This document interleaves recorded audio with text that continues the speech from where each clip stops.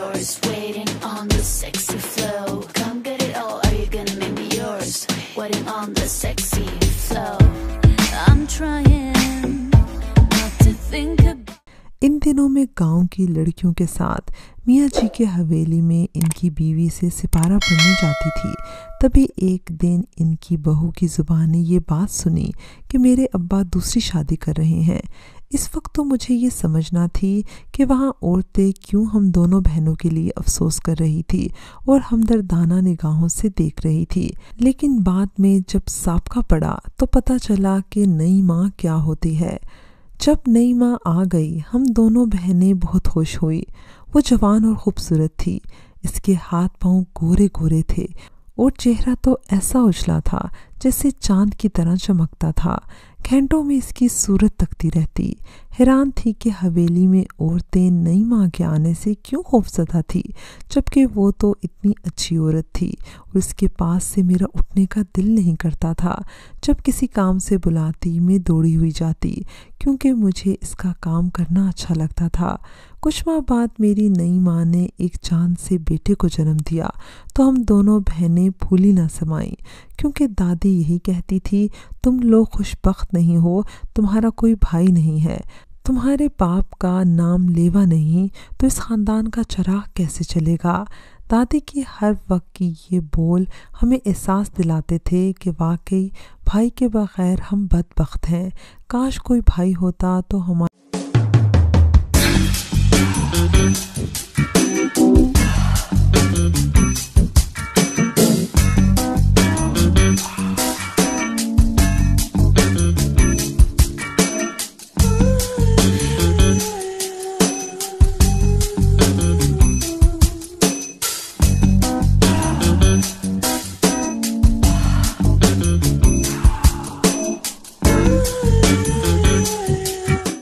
भी गांव में बोल पाला होता।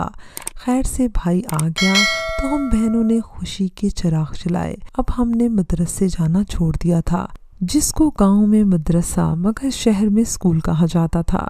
बस सारा दिन नन्हे भाई को गोद में खिलाते रहते। मेरे भाई का नाम अब्दुल समद था। अब्दुल समद बड़ा हुआ तो माँ हमारी दुश्मन बन गई। उसको चोट लग जाती या वो खुद गिर पड़ता, हमारी कोई गलती ना होती तब भी हमें मार पड़ती और हमें ही मोरदुल इल्ज़ाम ठहराती माँ।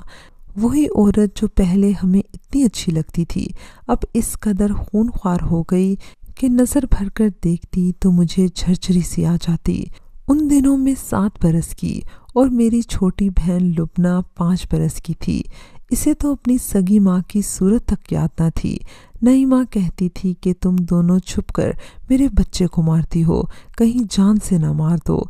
इसकी ऐसी बातें बहुत दुख देती थी क्योंकि मैं तो अपने भाई को दिल से प्यार करती थी।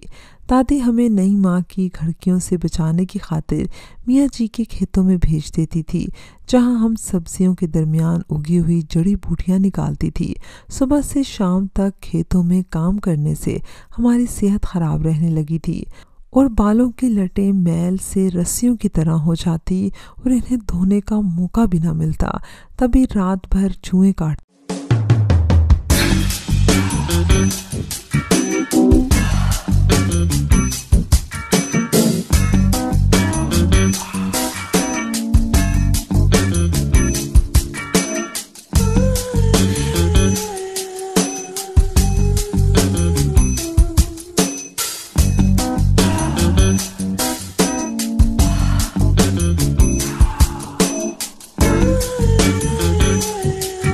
रहती और नींद ना आती। एक दिन छोटी बहन को बुखार हुआ तो वो काम पर ना गई। मैं अकेली खेतों में चली गई। शाम को टोकरी में कुछ सब्जियां लेकर लौटी तो देखा कि वो चारपाई पर पड़ी है और दादी इसके सिरहाने बैठी रो रही हैं, जबकि नई माँ भी चुप चुप थी। अब्बा घर न था।